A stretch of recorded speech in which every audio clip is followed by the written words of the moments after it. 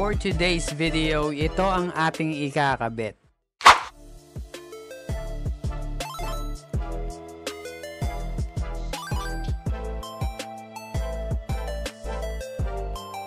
Ito, padding to. Hindi ko alam tawag dito pero alam ko sa gas yan. At itong pyesa na to, ang ikakabit naman natin dito ay itong ating coolant. Bagong-bago, ang kinis. At ito naman, isa pang pyesa ang ikakabit natin. Side stand and center stand. Yan ang mga pyesa ang kakabit natin for today's video. At dito naman sa parte na to, nag-unwrapping tayo. Isang kamay lang ang gamit natin, kaya hindi steady yung video. Pagpasensyahan nyo na, pero manageable naman.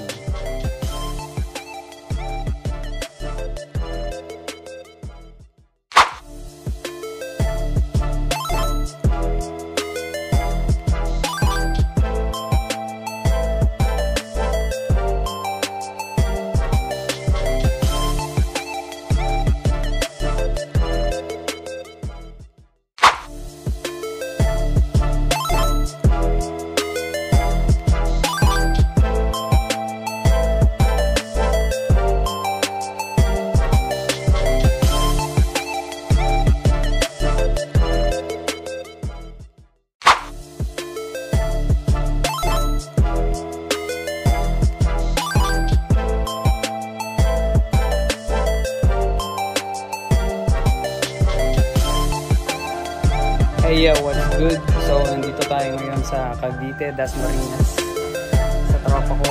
So, magaling siya gumawa ng motor, kaya dito lang magpapagawa ko.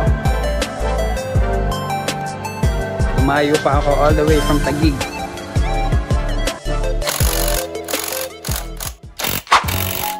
Yes, you heard it right. All the way from Taguig para magpagawa. Hindi tayo bias. Hindi ko lang na-vlog dati yung unang CVT cleaning niya. So, ngayon ko lang siya ipapagawa after almost a year. And dito sa part na to, nahirapan ko tanggalin yung nuts sa gilid.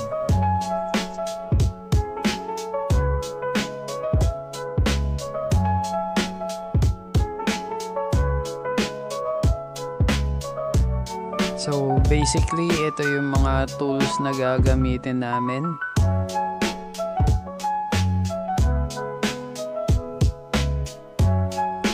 So kapag matagal na siyang hindi nagagalaw, tumitigas talaga yung nuts at yung alikabok, yung dumi, kumakapit siya. So ito sa part na to, at finally natanggal na namin yung nuts.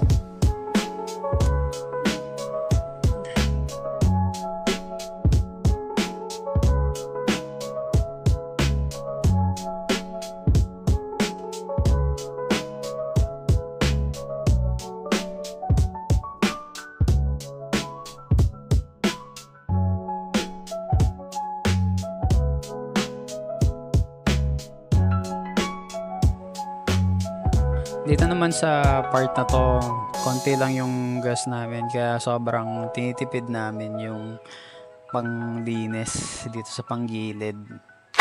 So ang gagamitin namin dito, konting gas, tapos CVT cleaner.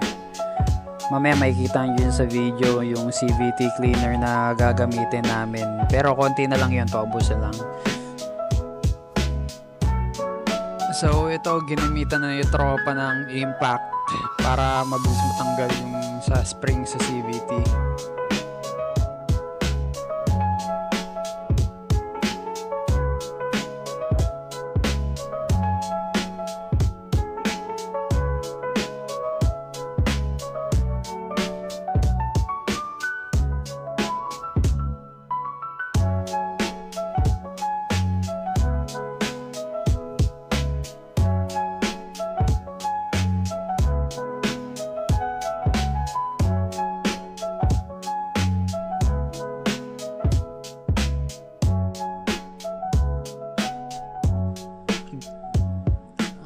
dito nanonood tayo kung anong ginagawa, kung paano nililinis yung gears, and then nag-observe tayo kung paano, para kung sakaling tayo naman ang gagawa, may idea na tayo kung paano natin siya gagawin.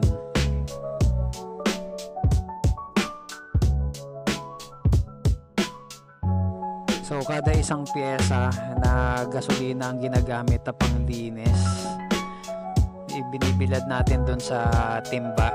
Pero yung timba na yun kailangan walang tubig, at kung napapansin nyo, nakabilyad siya sa araw para mabilis siya matuyo.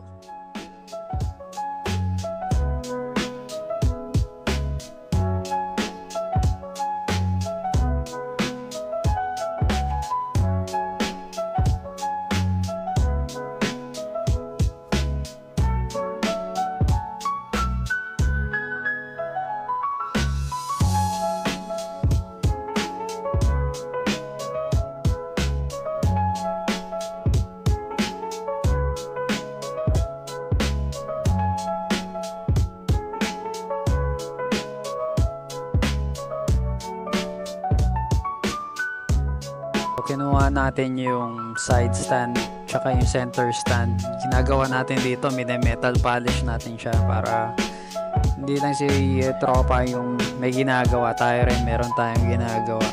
Syempre nakakaya naman na siya lang may ginagawa tapos tayo nakatuka nga lang, di ba?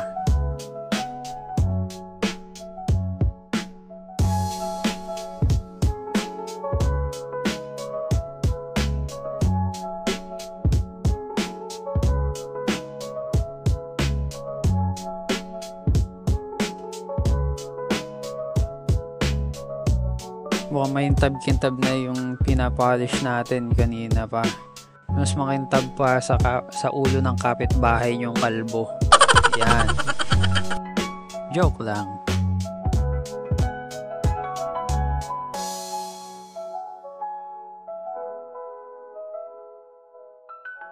A few moments later.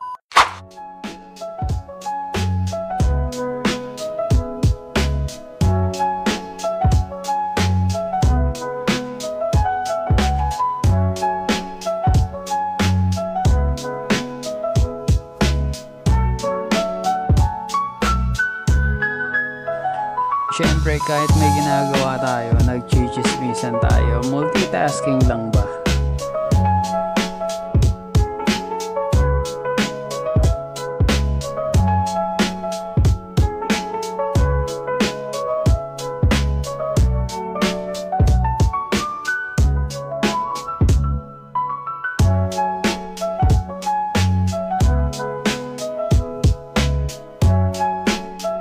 Ito, mukhang malapit-lapit namin matapos dito. Dito sa panggilid lang to, itong nililinis namin. Ang nagustuhan ko dito kay tropa kasi napaka-techy niya dito, lalo na pagdating sa mga pyesa ng motor. Masyado siyang mitikuloso. Kahit matagal, ayos lang naman. Since parehas lang naman kaming nagsisimula sa mga bagay-bagay na paglilinis sa motor, syempre pulido na namin ginagawa.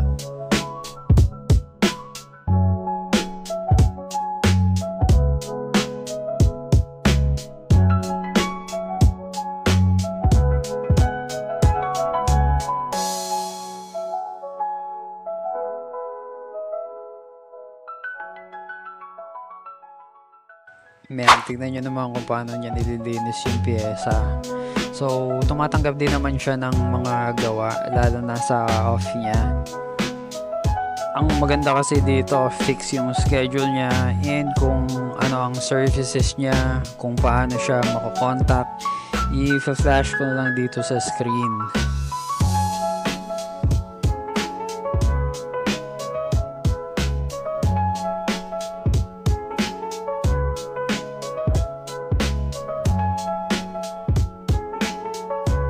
Alam ko may iba pa siyang services. Hindi ko lang naitanong kung ano yung specific services na ina-offer niya.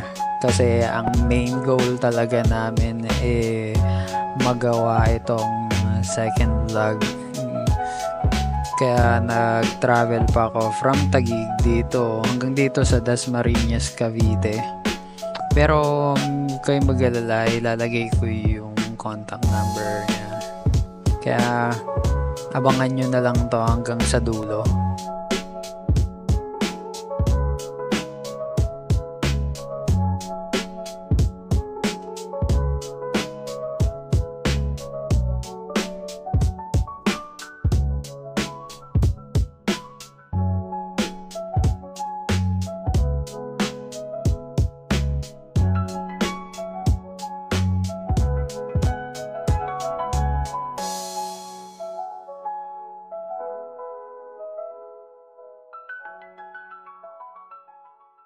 Inusog namin yung motor, ang init kasi ang hirap magtrabaho ng ubot ng init, kaya ayun, inusog muna namin sa lilim.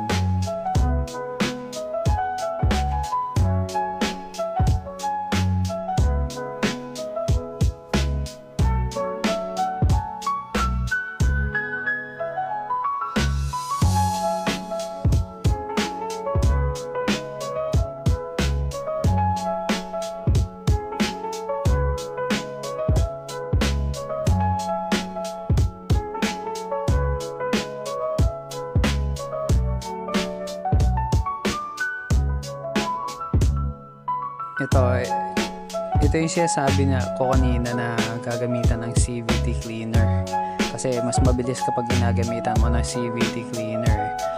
Then yung combination ng gas, yan yung part na yan.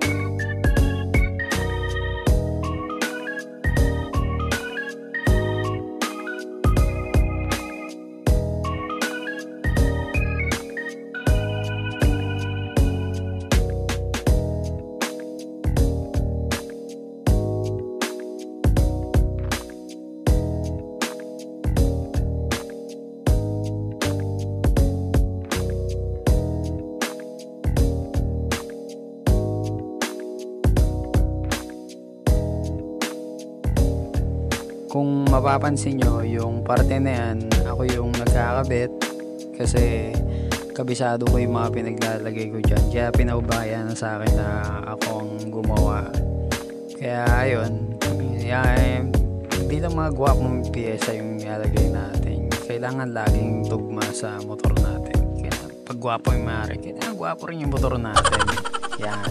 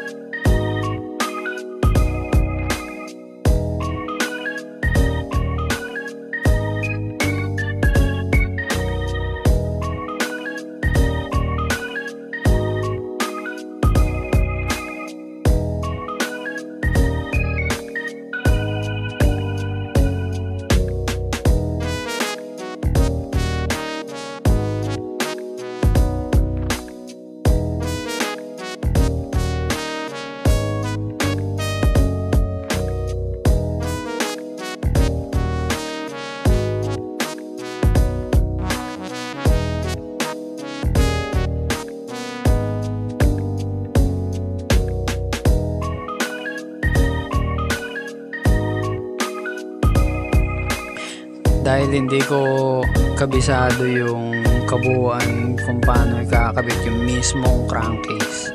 Ayan, syempre humingi na tayo ng tulong ng saklolo para makabit ng maayos.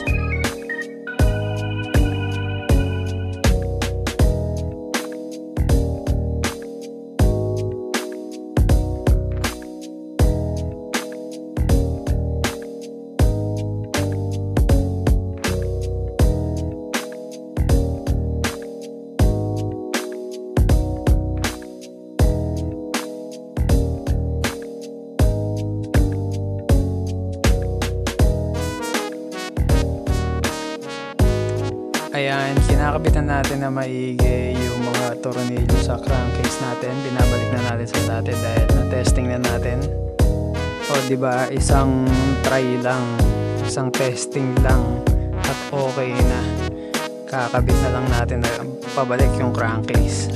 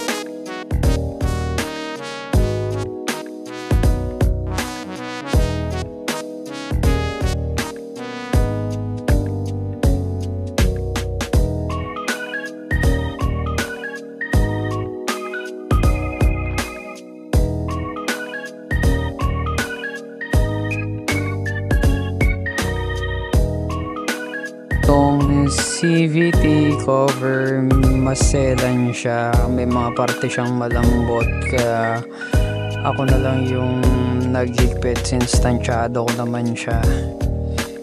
Kaya ayan, talagang sobrang lapit niya na magawa. Basically tapos na kami sa crankcase.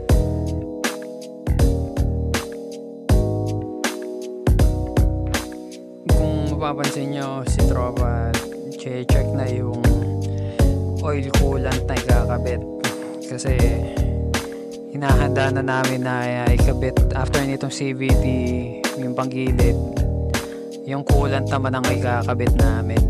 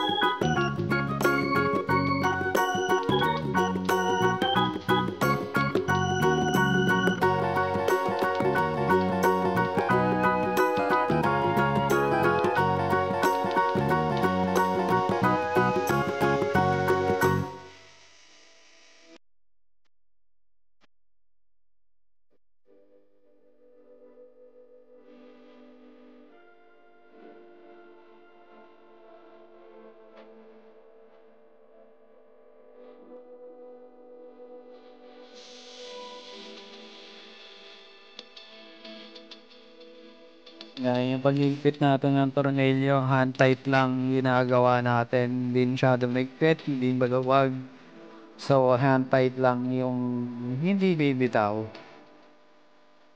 Yung parang jowa mong loyal sa'yo. Ganon, hindi bumibitaw.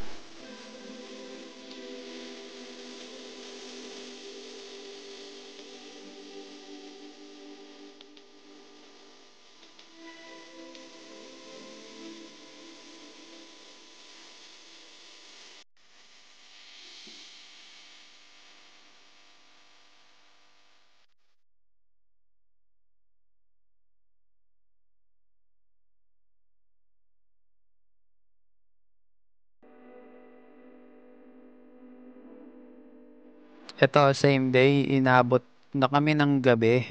Di na namin napakita na kung paano namin ikinakabit yung side stand at yung center stand. Kasi na lowbat yung phone ko. Kailangan kong i-charge kaya hindi namin na-capture yung parte na yun. Pero ito, ang kinakabit na lang namin dito yung coolant. Yung mga pipes, mga hose sa coolant ang kinakabit namin dito sa parteng to.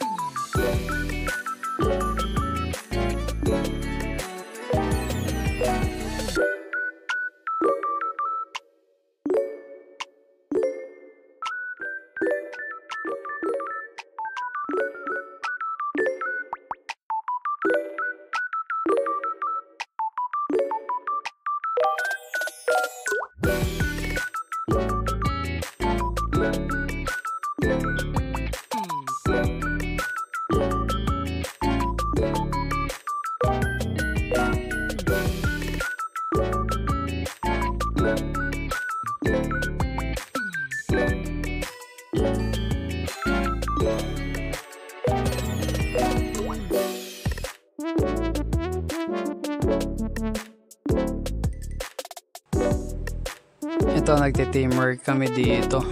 So, ang ginagawa namin, since pagod na siya, sinasabi niya sa akin yung mga instructions na gagawin ko rito. Kaya, yun ang sinusunod ko.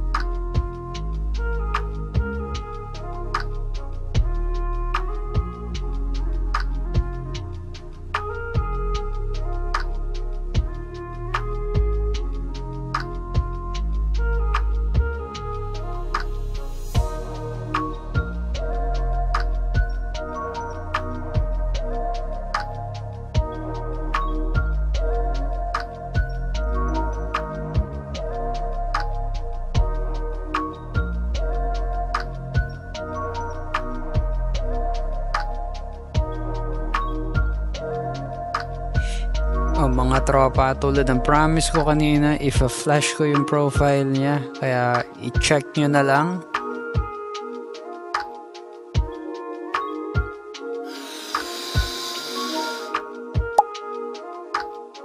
Kaya kung magpapagawa kayo, i-PM nyo lang siya dun sa profile and nag-pop. Alam nyo na gagawin.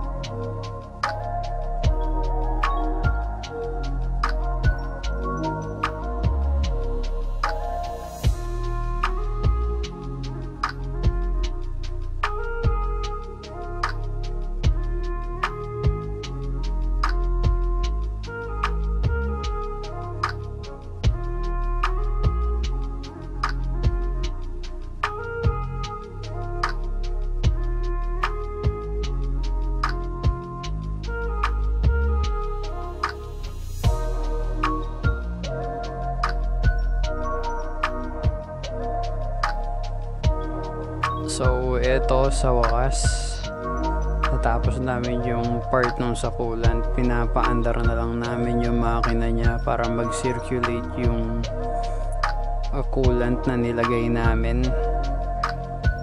So lapit na.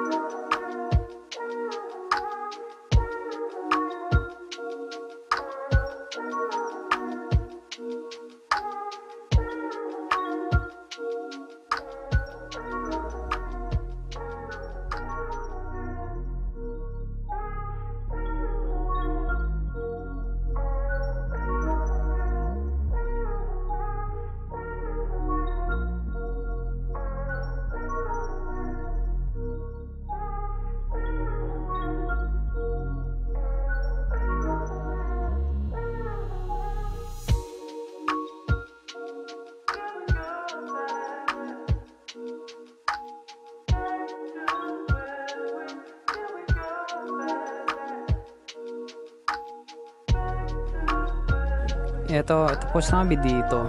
So, yung mga basahan nilalaban ko na lang. And yung mga parte ng motor tulad ng flarings sa ibaba, ikakabit na lang yan bukas. So, sa coolant 100% complete na. Nakabit na namin yung side stand. Update sa kalokohan namin dito.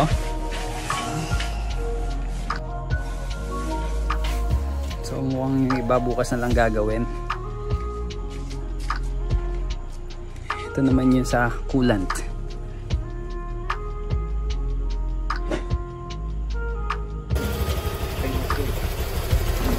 Half done na. Bukas naman yung pagkabit-kabit. Nasugatan ako.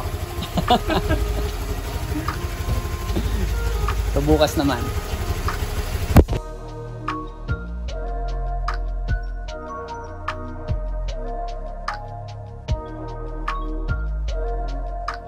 Part na nakabit na namin lahat.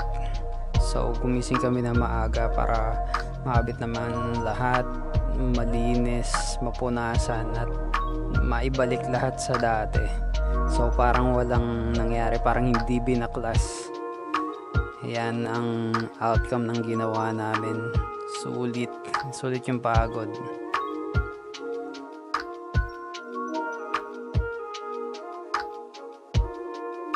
So eto na, since all goods na lahat, Uwi na ako. And see you sa susunod ko na vlog. And don't forget to like, share, and subscribe.